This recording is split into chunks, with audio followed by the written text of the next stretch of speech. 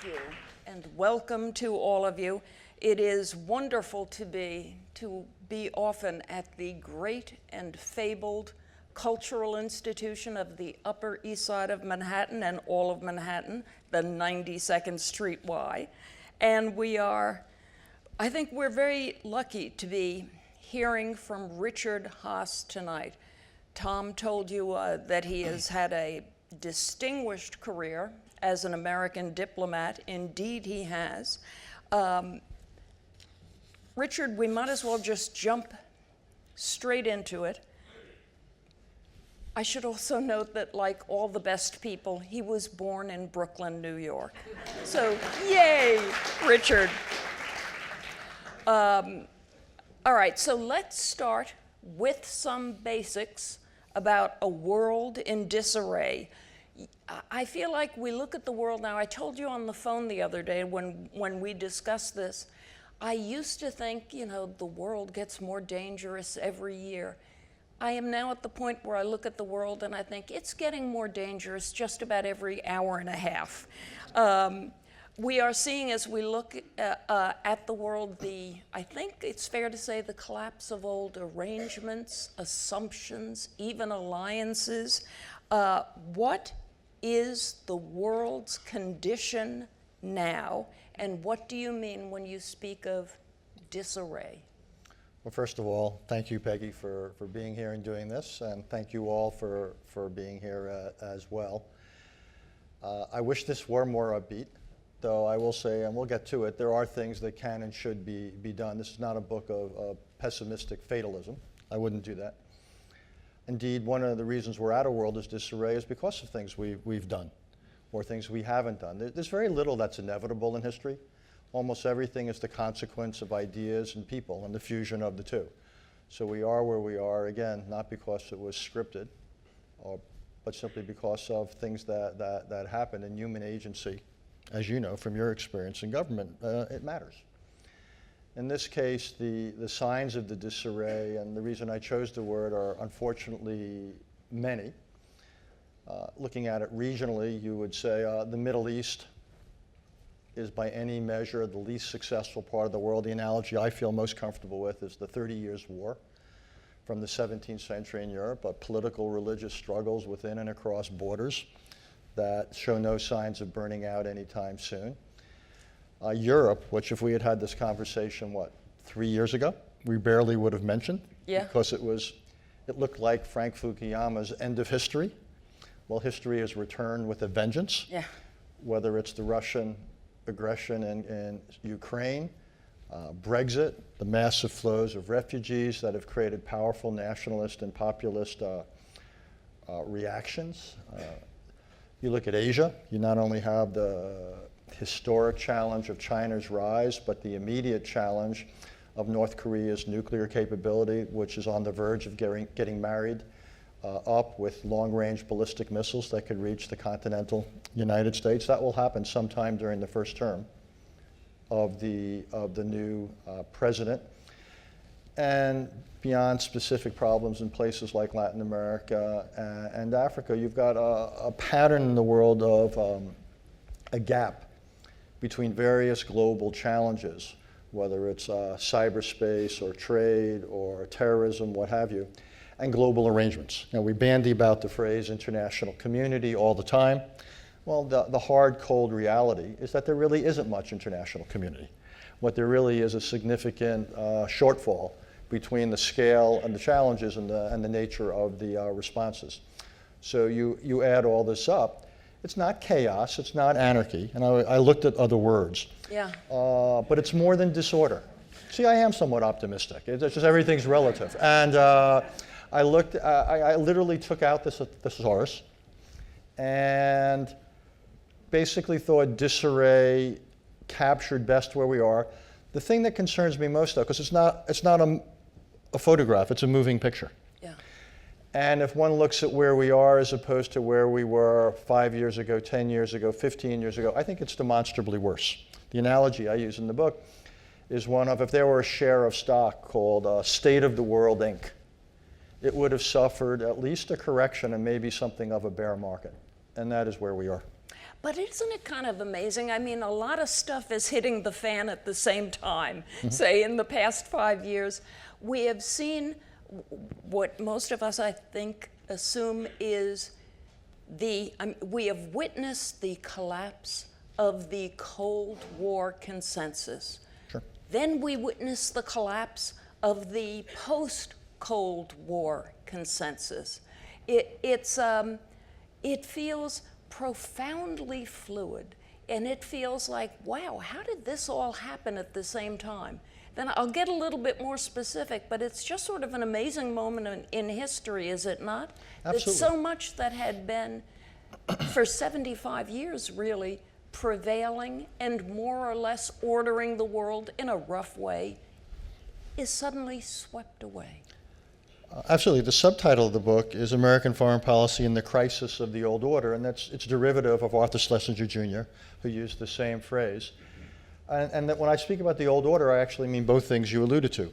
One is international arrangements, many of which were forged in an extraordinarily creative span of just a couple of years after World War II. It really was the most creative period, perhaps ever, of American foreign policy, the years 1945 to 1950. Extraordinary people coming up with really creative ideas. Truly wise men. Truly real wise men. diplomats, real thinkers, George Kennan, et cetera. Marshall, Kennan, Atchison, and others. And Truman, I think, was one of the most surprisingly excellent presidents we ever had. Yeah. So you had, and a lot of those arrangements, though, have largely run their course. It's not a criticism of them, but the world has changed as you would expect over 3/4 of a century. Countries have risen, countries have fallen in absolute or relative terms. Global issues that didn't exist. We didn't have climate change as an issue 70 years ago. Cyberspace, well, there was no such thing. There was space, there wasn't cyberspace. So it's not surprising the arrangements that were born 3/4 of a century ago are inadequate. And the other part of the old order that is no longer adequate and has collapsed is what you were getting at, is the consensus, America's approach to the world. So the policies that worked for 4 decades of Cold War, they could stand just about everything except success. And then when the wall came down 25 years ago, we were in some ways without a compass. And we have been struggling for a compass now for 25 years. And there is no consensus, politically or intellectually, in this country about exactly what are America's purposes or goals in the world, and how should we promote them.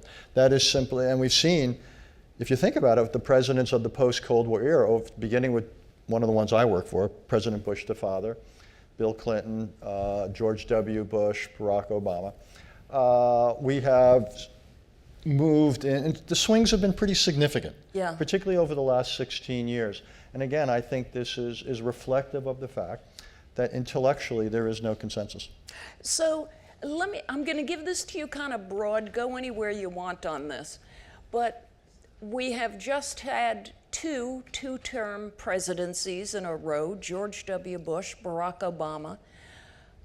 A lot of troublesome trends gathered force and emerged and presented themselves and did some havoc in the past 15 years.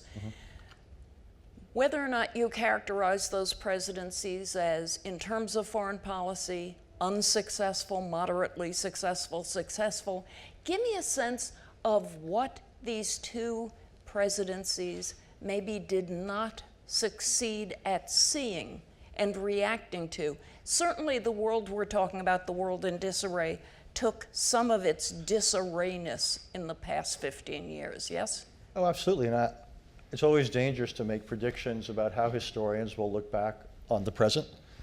But my guess is there's a chance that these 2 presidents will often be spoken of together, in tandem. And you'll have a president, the 43rd president, George W. Bush, will, I believe, be often criticized essentially for trying to do too much, for overreaching, for thinking that the United States could intervene and somehow change the DNA of a part of the world called the Middle East.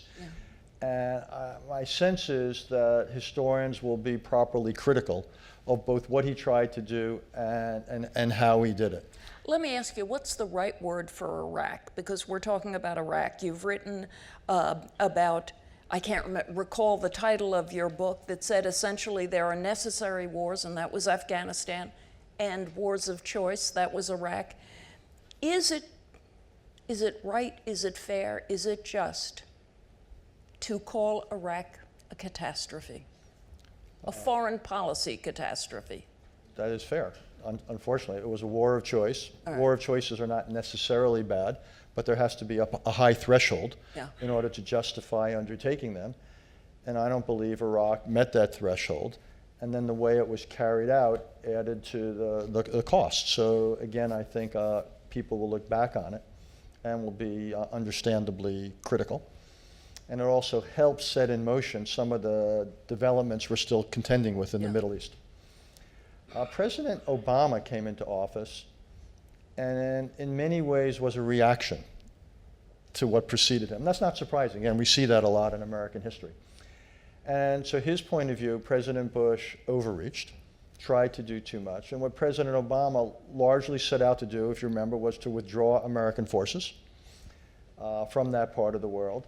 He set goals of getting them out of Iraq and took forces out of Iraq, set the goal of getting American forces out of Afghanistan, and set a calendar, a plan for withdrawal that was based on a calendar rather than on conditions on the ground. So you had that dimension. So I think he overlearned the lesson of George W. Bush. And then President Obama ran into other problems where there was a persistent gap and a recurring gap between his goals and rhetoric on one hand and what he was prepared to do on the other. And whenever that happens in foreign policy, you're cruising into difficulty whenever you have that mismatch. And I think more than anything else, if what I said is right about President Bush, 43, that he'll be seen as someone who overreached, Barack Obama will be seen as someone who underreached. Did you find him fatalistic? Did you find him passive in his approach to the world? Did you find him unimaginative or not understanding the moment we're in? Or how do you look at his foreign policy and understand it? I don't see him as fatalistic. I think he simply had an assessment about the reasonableness of the world that unfortunately doesn't apply. And I think he believed that forces of democracy would inevitably emerge. So when the Arab Spring broke out, he saw the people holding cell phones and the rest as somehow representing the future. They were infinitesimally small minorities in their societies. I think he had trouble appreciating the capacity for evil, whether it was in the hands of a Syrian government, of Bashar al-Assad, or in the hands of groups like Al-Qaeda or ISIS, or the kind of intervention that Mr. Putin carried out in Syria. So what Mr. Obama did was essentially think that things could essentially sort themselves out by themselves, and even if the United States did less, he still thought that that Adam Smith's invisible hand would work itself in the geopolitical marketplace, and needless to say, it didn't work out that way. How much did Red Line hurt America's position or America's mystique or standing, if at all? Extraordinary amount.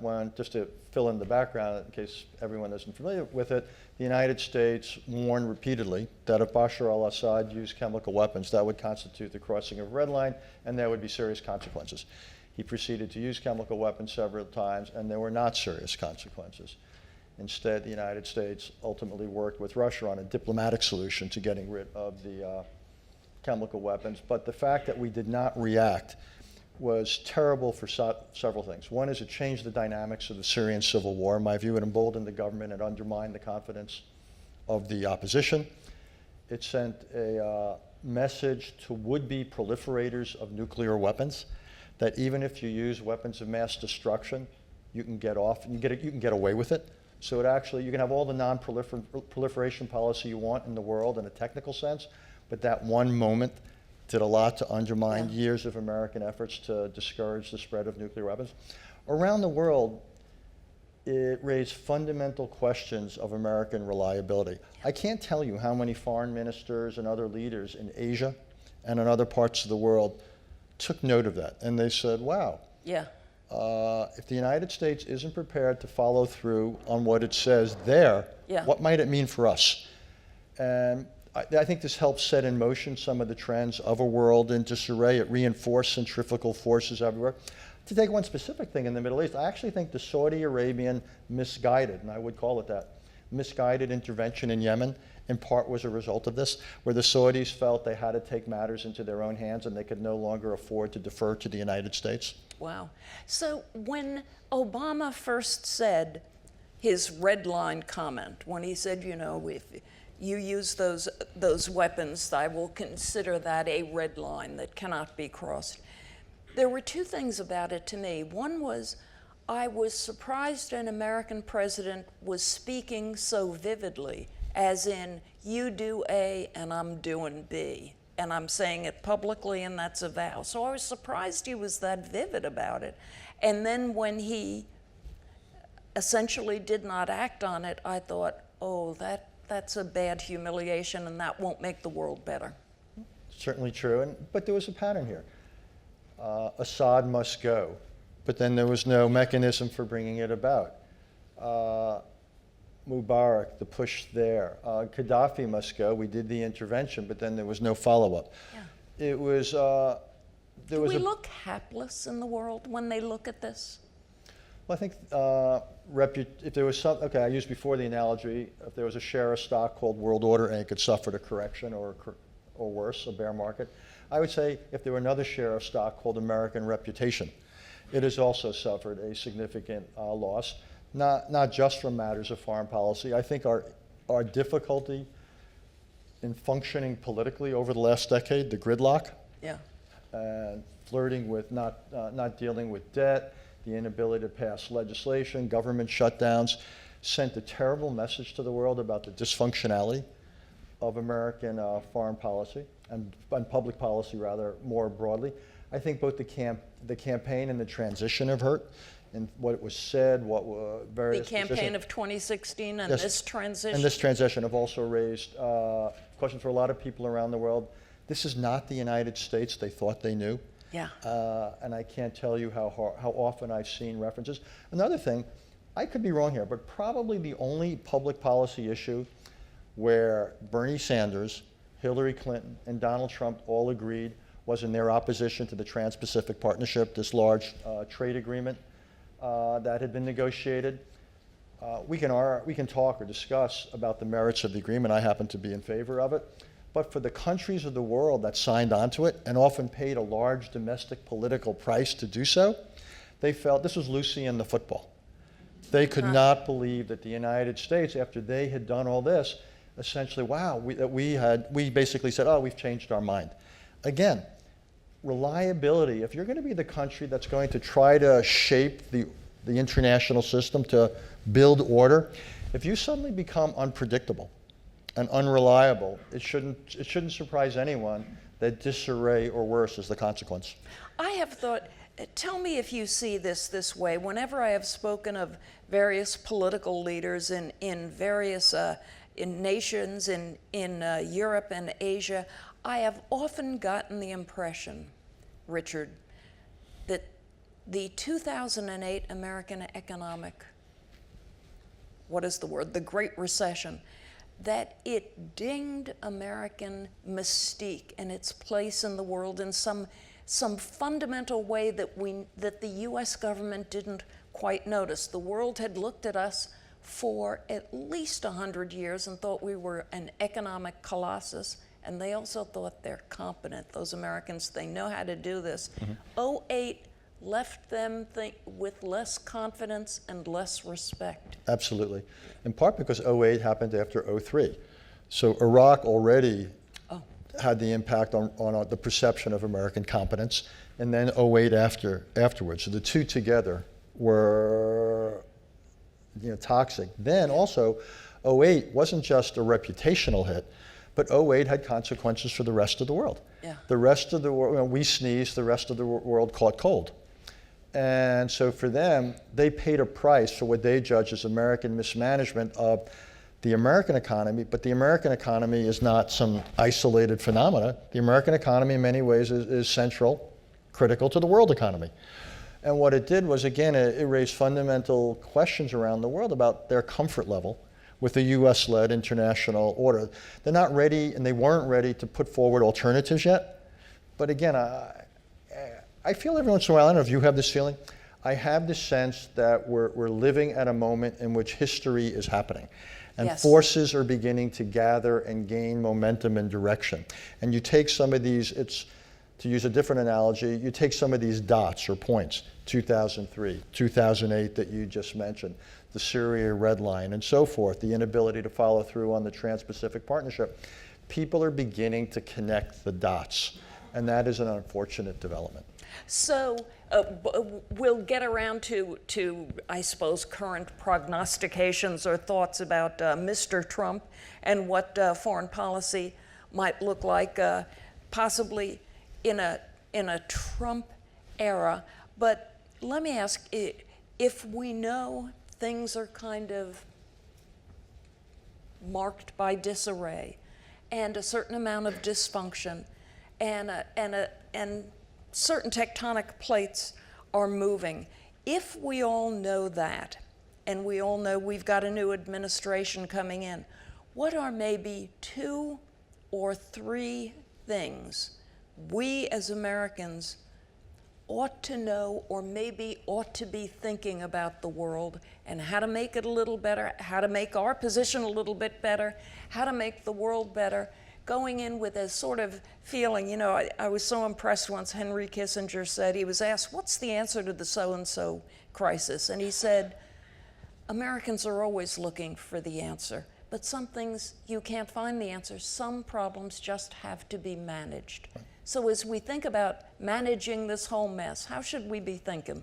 Yeah, just building on what you said, I think it's a useful intellectual distinction between problems and conditions.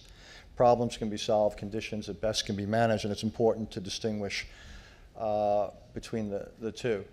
You know, looking out over the next, whether you want to say the first 100 days or the first 6 months or the first couple of years of what's going to come, first of all, I'd say don't make it more difficult.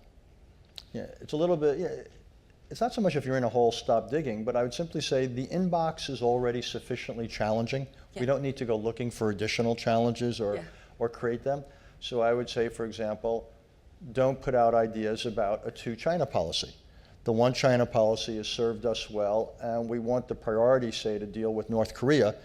We don't need, therefore, to pick a fight with China over Taiwan or over trade right now. So don't look for new trouble. That's number one. Another example of that would be don't tear up the Iran agreement. I'm well aware of the real or imagined flaws of the Iran nuclear agreement, but right now, at least, if we were to tear it up, we would make ourselves the issue. We'd isolate ourselves, and we wouldn't be able to rally the world around a tougher policy vis-a-vis Iran. So I would say keep it in place for now. Focus on offsetting Iran's push for regional primacy, and think about what takes the place of the Iran nuclear agreement when it expires, which is going to, the first important parts of the agreement expire in approximately 8 years. We'd better start thinking about that. What's the follow-on agreement? The idea that Iran would be free to have a nuclear weapon in a decade should not fill anyone with comfort. So we need to think, so again, but we want to set the stage for dealing with these issues. We don't want to add to the inbox. So one thing I would do is, and the historical analogy, by the way, here is a little bit the Bay of Pigs. Presidents don't need to look for crises in their first 6 months or year. Yeah. Trouble will find you. Don't look for it. Exactly. So that's one thing. Secondly, you know, Mr. Trump talked about America first. It's a slogan that I'm not real comfortable with for all the obvious reasons. But one thing we can do is begin to deal with some of the domestic issues that have made Americans less focused on the world, less willing to support America's role in the world. So higher levels of economic growth would help. As you have said, foreign policy begins at home. Wasn't that your way of speaking of this? That was the last one. Exactly. It doesn't end at home, but it begins at home. And so things with that, there are other steps we could take as well beyond tax reform and all that. And I would love to see work on education and infrastructure, on immigration, which we're obviously not going to see. But there are things that could be done. I think, just as an aside, it's beyond the subject for tonight, but beginning a conversation about how we deal with the disappearance of jobs, because Because of AI and robots, et exactly, cetera? and trade is scapegoated, but trade is not the cause. And we've got to have a more honest conversation in this society about what we're going to do about the potential for prolonged unemployment, which is corrosive, not just to the economy, but to the society, to families, and so forth. This is actually the AI, the trained intelligence, computer intelligence, robot stuff. As it has been explained to me over the past 18 months, I've sort of become alert to this issue. A major American CEO, we got talking about the changes in employment that are going to sweep America because of robots, et cetera. I said to her, how soon is this going to happen? What's our window here, about 10 years? She said, no, 5 years. And I said, this is going to be as big as the Industrial Revolution, right? And she said, right. I was fascinated in 2016 to watch the campaign and see that we may be on the edge of an epical economic era, and it was never the conversation. That kind of funny, kind of odd. Kind of worrisome. Yeah, kind of worrisome. Yeah, because the other thing I just add, you said, 3 things. The other is the things we should do. And I would just simply say, this is such a disruptive period. It is a world of disarray, the campaign and the transition of attitude. I actually think the president needs to reassure. And he needs to basically do things to reassure allies in particular. So that means working closely with South Korea and Japan on dealing with North Korea. It means helping the Europeans, among other things, deal with Russia. So I would think we need to strengthen NATO. We demilitarized essentially NATO after the end of the Cold War. We need to remilitarize parts of NATO, particularly the Baltic countries. I would think we need to do more to help Ukraine. We've got to help the Europeans deal with the kind of political intervention through cyberspace that the Russians did here. They're going to try to do with the French and probably German elections. So there's lots of challenges there. I think we need to push back against Russia's efforts to promote disorder, in particular in Western Europe. So don't look for new trouble. Get your house in order. Easy does it. Calm, stable, mature actions. And what'll that get us? Maybe a few good years in time if we play it steady? Well, more than a few good years. They could also begin to have some effect on the historical momentum. Again, as I said at the beginning, I don't feel that we're on some inevitable path. We got here in part for things that and ill-advised decisions we made or policies that were carried out poorly. So there's nothing inevitable, for example, that the United States and China end up in a Cold War. The U.S.-China relationship will be the most consequential relationship of the 21st century. The personality or character of that relationship is not preordained. Well, we can still get it right.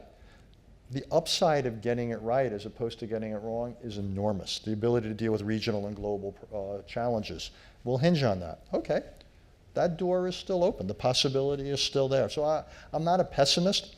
I just feel but it's not going to automatically work itself out. We have got to do certain things and avoid doing some other things. Let me jump to Europe for a second. It seems to me in the book, you have a hostility to Brexit, to the outcome of the Brexit vote, in part because you think it may be the first step in the dissolution of the European Union, and that would be a very bad thing.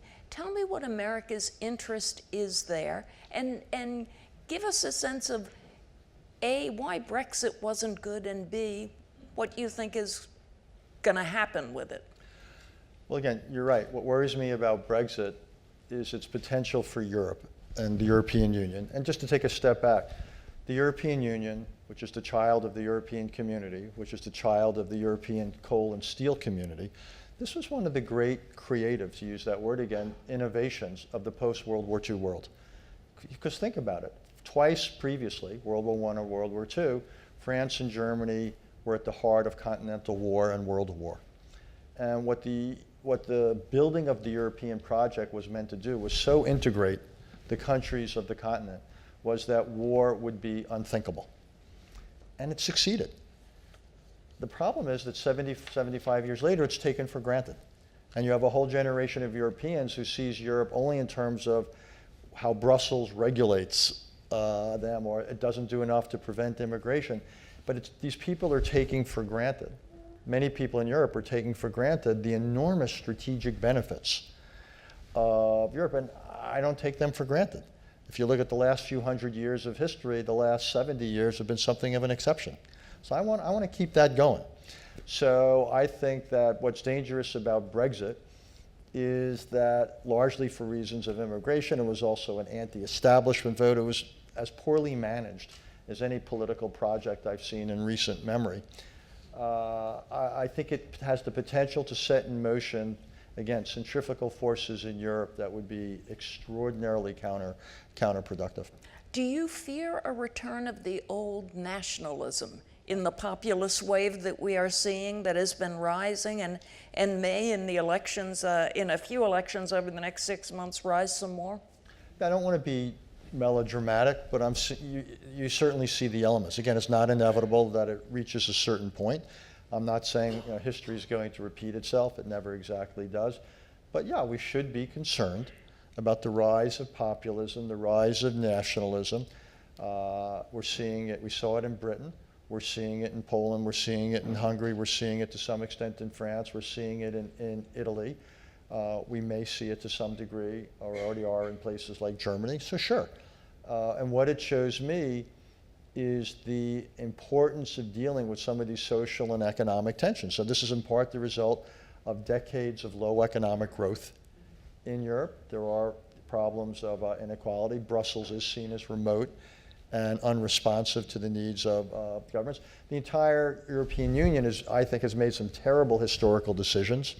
For example, having a common monetary policy without a common fiscal policy. So it's just not in sync. It can't deal with many of the challenges it faces. So I understand why we are where we are. I just hope that some of the reactions, that the quote-unquote cures or remedies are not worse than the disease or the problems that afflict Europe. It's amazing to me to go to Europe and see how it is changing. Do you know what I mean? There is something actually in the air. Absolutely. That you can sense. All right, tell me, Richard, just briefly, as we look at Russia in the year 2017 with the new administration, if they came to you and said, Richard, help us think about Russia, what should we be thinking about? What is the beneficial U.S. attitude towards and stance towards Russia and towards Mr. Putin? And what does he want and who is he? Well, we ought to be extraordinarily sober about Mr. Putin. Mr. Putin oversees a country that's roughly, 1/10 the size demographically of China. There's probably 50 million fewer people in Russia than there are in Pakistan. This is a country now of about 143 million people. Male life expectancy is stunningly low because of all sorts of issues. It's what we used to call in this country a cash crop economy, largely oil and gas. It's not a developed, modernized economy. Large tracts of the territory of Russia are low populated. So this is a country in trouble, and I think Mr. Putin has turned to nationalism, a bit of foreign adventure, to gain public support. He's been phenomenally successful because his popularity stayed high even as oil prices got low. And I think Putin is canny and wily and an effective politician. He gets the humiliation that lots of Russians feel with the outcome of the Cold War and some subsequent developments. And he's very good at playing that. Was America and was the European community, in retrospect, too aggressive with regard to NATO membership, with sort of sticking it to the bear now and then? Is there something to be said for that argument? Churchill once said, in victory, magnanimity. Yeah. And I don't think we showed a great deal of it. And there were things we could have done differently. And it'll be a great debate for historians. George H.W. Bush was very attentive to the potential for the humiliation of Right. the leaders of the Soviet Union when the Berlin Wall fell. He never even made a big speech about it, celebrating the moment, I remember because he didn't want to embarrass them. Well, he also knew he needed felt- to work with Gorbachev. He did. And he didn't want to make Gorbachev's political predicament any more difficult than it already was. And he thought a humiliated foe was a dangerous foe. So he didn't want to provoke in any way. Absolutely. Sometimes I think about the difference between that old generation, the generation of leaders that he represented that had been young men in World War II or Korea and who had gone on into foreign service, and their sons, if you will, those who grew up in a less fraught, historically rich time, I guess. Do you know what? Maybe we can't do anything about that. Let me take back that question, because there's only so many places you can go with it. But let me just give 1 minute on one part of it, which is what we should now do. I think we should show Mr. Putin and the Russians respect. Yeah. I think we should talk to them and the rest. We should cooperate with them where we can, perhaps in Afghanistan, perhaps in some other places. But we also need to be tougher. We need to, again, remilitarize big parts of Europe. We need to strengthen Ukraine. When they interfere in our electoral processes, we need to push back, whether it's with cyber or sanctions or I other didn't tools. understand why in this election it took so long to push back against that. Did that startle you? It startled me. It was a delayed response, which even the president has now acknowledged was wrong to have stretched it out the way. My hunch is people either were worried it would look politicized or whatever, but by not responding, I think they made a difficult situation worse. Why did Putin have such disrespect for Barack Obama and Hillary Clinton? He really didn't like them. I'm not sure it was disrespect. I think in the case of Hillary Clinton, there was concern that if she were elected, she would carry out a policy. If you remember, the Clinton administration was the one that essentially initiated NATO enlargement. Yeah.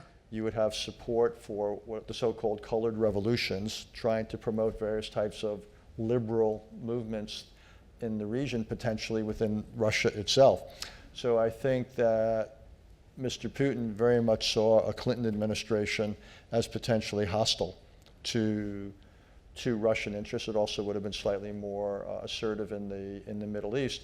And I think that he thought that the alternative would be more to his liking. In the case of Obama, I think he just thought that he could do things, whether in Ukraine or in the Middle East, and he could essentially, I don't know any better way of saying it, get away with it. Yeah. I will never forget that awkward moment when Mrs. Clinton, Secretary of State Clinton, in urging, in publicly making a case or an embrace towards the idea of a reset with the American relationship with Russia. Literally, I mean, we do hokey things sometimes. She brought a red button that said reset, and I noted the disdain with which the Russian, I think, foreign minister looked at it and said, "You got it wrong. You have put the word reset wrong." But he chuckled with a kind of disdain that I thought, wow, buddy, you're showing us something. Yeah, not all moments in diplomacy are diplomatic. Okay.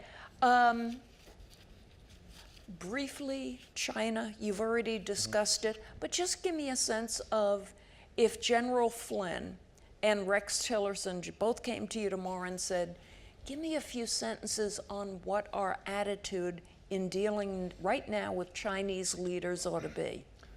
I'd say their priorities right now are managing a lower growth environment. They want to maintain political stability in the run-up this October to the 19th Party Congress. That is their priority, to secure their political base. They're going to restock the Politburo. So for the current leadership of China, this is a critical political year. They're not looking for foreign crises. They want things to stay calm. It's almost, if you remember the philosophy of Deng Xiaoping, the whole idea was a stable exterior, stable periphery, so China could develop at home. In some ways, the current leadership of China, for its own reasons, has come to a similar position, at least in the short run. What I would say is fine, we should take advantage of that. We should not pick a fight with them over trade. I don't think one's warranted right now. We certainly shouldn't pick a fight over Taiwan. I literally don't see the wisdom of that at all. What we should do is make clear to the Chinese that priority number 1, 2, and 3 for us right now is North Korea. China says it has very little influence over North Korea. They have much more influence than they admit to. Yeah. And we should make it clear that this is the principal test of our relationship. And if they don't cooperate with us at pressuring North Korea to do the things we'd like to see in terms of their missile and nuclear development, then we will have to take certain unilateral actions, or working with South Korea and Japan, that will not be to China's strategic liking. So I would be very, very direct with them on North Korea. Why does the leader of North Korea hate us so much and see us as a foe and delight himself with rattling his saber, developing nukes, but also having fun, you know, making public his attempts to develop delivery mechanisms of his weapons? What is it about him and us, and his father and us? I don't think he hates us. I think that he believes that nuclear weapons are his salvation. Nuclear weapons are all that keep him in power. That's all that make the United States and others worry about him. If he didn't have nuclear weapons, I think he thinks we'd either invade him or ignore him. And I don't know which would be worse from his point of view. So for him, nuclear weapons are a lifeline. And it gets attention. The world comes to his door. And also he's noticed. The United States invaded Iraq, invaded Libya, Russia invaded Ukraine. What was the character? In every one of these cases, these were countries that had given up their nuclear weapons. Right. So I think North Korea has made the strategic calculation that nuclear weapons can be good for your physical health. Is he a nut? I mean, it's very... Well, let me just say, I think it's a serious issue. I think the possibility that he is irrational or erratic, whatever word you want to use, at the Council on Foreign Relations, we tend not to use words like nut. And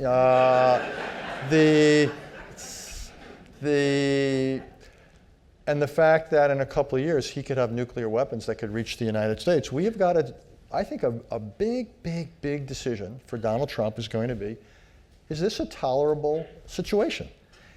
If it is, okay, through defense and deterrence, we could do certain things. But if he decides this is an intolerable situation, we're not prepared to live under the pressure of this guy who you described inelegantly, but perhaps accurately, as a nut, with nuclear weapons. Richard, I forget, sorry. Oh, he's in his early 30s. Yeah, all right. But he's had an extraordinary, even meteoric military career, because he had 4 stars by the time he was 29. So impressive military record.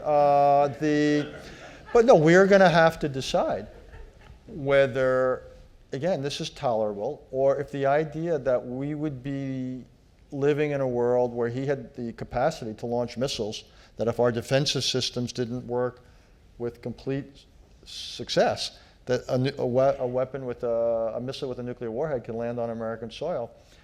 If we decide that's intolerable, then that has consequences in terms of what we need to be prepared to do, potentially with the use of military force. That is the kind of fateful decision I think we are at most a couple of years away from. Do you think the past 2 administrations have told him and his father, you have to understand, if you make a move like this against us, we're going to come and you're going to suffer very grave consequences? Have we been clear on that? Well, I can't speak for the current administration. Certain messages have gone to them about the use of certain kinds of systems. Whether they believe them, I don't know. And they may also think that if they have enough of these systems themselves, they can deter us from so acting.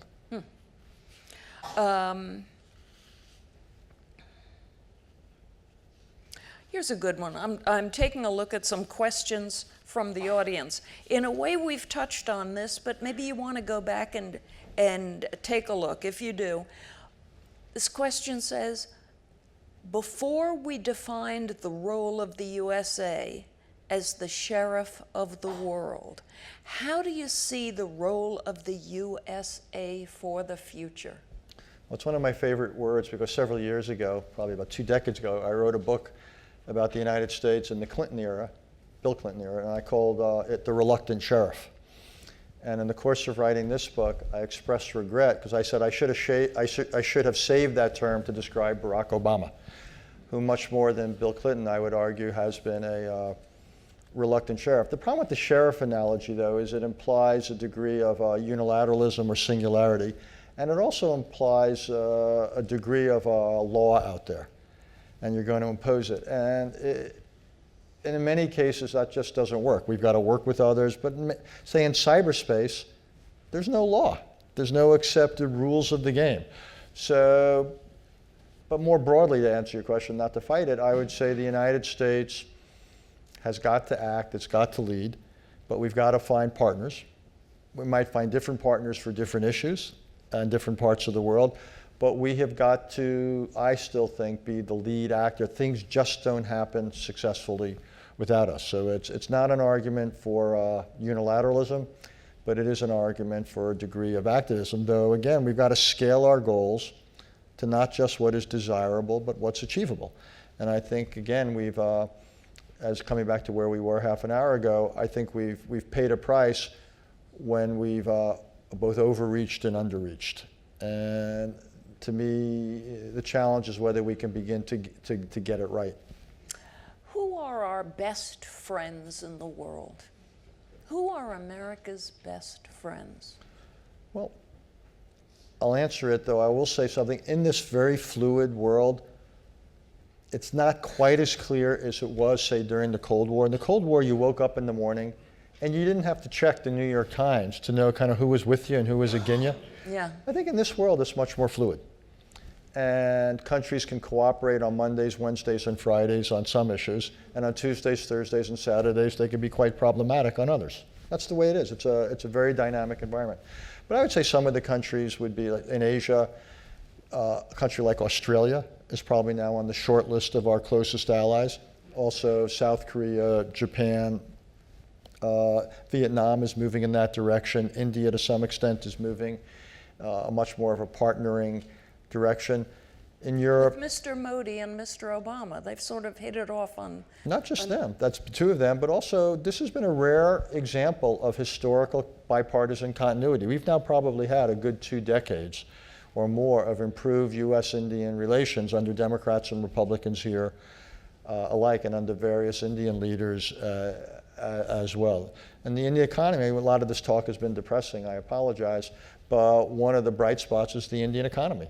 It's been growing at what, roughly 7%, and it's become slightly more open to certain types of Western financial interaction. So there's some positive things there. Obviously, in the Middle East, I would say historically, certain Arab countries, as well as Israel, have been close to the United States. But in both cases now, both with the Arab countries and with Israel, it's very strained. There's virtually no strategic trust between this Israeli prime minister and this president.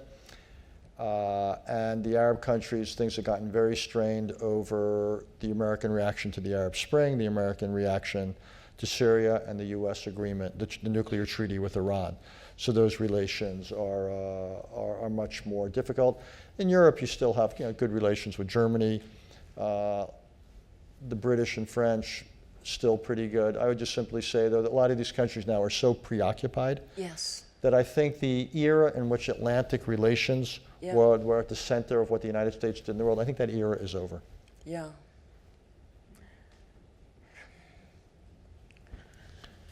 And I've left out Canada, I apologize. Sometimes, well, our good friend to the north, we have a 2,000-mile border, and it's a peaceful, beautiful thing with Canada. Yes, isn't it about 2,000?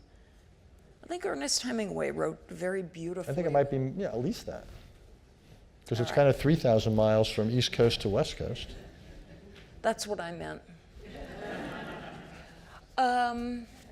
One senses the old special relationship with Great Britain is just not what it was. They are distracted, they are in their own thing, and so are we. Well, I mean, the special relationship hasn't been so good for a long time. I have certain rules about foreign policy. When you use these kinds of cliches, special relationship all the time, it probably isn't. You use the phrase strategic dialogue all the time, it probably isn't a real one. So I think it's been at times more form than substance, but the problem now is they're distracted. Economically, the arrows are going in the wrong direction. Their ability to influence Europe is much reduced So the value to the United States is less. The British are not going to be major partners in the United States in Asia or in other parts of the world where we could face challenges. So yeah, it's the Atlantic relationship was in many ways a 20th century relationship where Europe was at the center of global affairs during the two world wars and the Cold War. I think we're in an era of history where Europe's share of global GDP is much down. Demographically, it's less significantly. And geopolitically, yes, the Russians have reintroduced geopolitics, but it's no longer the sense that this is the central theater or arena of international relations. I think that has moved east to Asia. Let me wrap up with a question on just an extraordinary phenomenon of our times. It is cyber and cyber security and the Internet of Things. I spoke at a big business meeting last night in Florida, and the leader of this business organization looked out at everybody. Now, this is their annual meeting. They have a lot to talk about. And she said, I know what's number one on your minds when you think of your own concerns. And I leaned forward thinking I'm going to learn something, and I did. And she said cyber and cyber security. We'll be having some breakout sessions on it. That's a business group. When it comes to governments, when it comes to, we're trying to work out a relationship with China, but Chinese entities are breaking into our back door every day, trying to work out something with Russia. They're breaking in the side door and they're breaking in a window. I don't even know what the question should be, but I just think this is extraordinary, and we are going to have to, in real time, we are in real time as a governmental entity, the United States, going to have to figure out how to respond to aggressions that are cyber aggressions, that are people trying to learn our business secrets, take our intellectual capital, learn our governmental secrets. And we're sort of asking a lot of our government right now, from not only the things you've mentioned, the economic things, education, but now go handle cyber. That's an awful lot, but it's just going to have to be handled, right? Well, it has to be handled because cyber is so central to our economy, to our society, to our political processes, and to our military. It's integral now to everything. Now, part of what we need to do is make ourselves less vulnerable. There's no reason that something like the Office of Personnel Management was so easily hacked. You've got to practice better cyber hygiene. And that's true of most companies and all that. So a lot of what we can do, you can't make yourself invulnerable, but you can make yourself less vulnerable. So there's lots of things that aren't being done. And anyone here who has a password, 1234, go home and change it. Don't write it down on your desk on those yellow stickies. So there's things that you can and should not do in terms of defense. It isn't just government. It's going to have to be government and corporate America, the technology companies. We've got to build better relationships between the two. The sort of problems we had a few years ago, I guess a year or two ago, with Apple and and not cooperating with the FBI. We've got to find ways of bridging the concerns of corporate America and the technology, Silicon Valley, and government and security. And then I think diplomatically, it becomes a big priority to work out what are the rules of the road for cyber. We did it, 50, 60, 70 years ago with nuclear weapons. We spawned this entire industry called arms control. And we brought together scientists and mathematicians and foreign policy types and military people, and we came up with ideas, doctrines, and so forth for stabilizing the world after the emergence of this new dangerous technology called nuclear. We've got to do the same thing now. We've got to figure out what are the behaviors we want to encourage, what are the behaviors we want to discourage. Something I write about a lot in the book, what are the obligations of states to police their own territory? And then we have to make clear, if you don't do that, if you don't fulfill those obligations, here will be the consequences, whether we react with cyber or sanctions or even military force in some instances. But we have now got to basically approach this as almost as if it were a physical domain.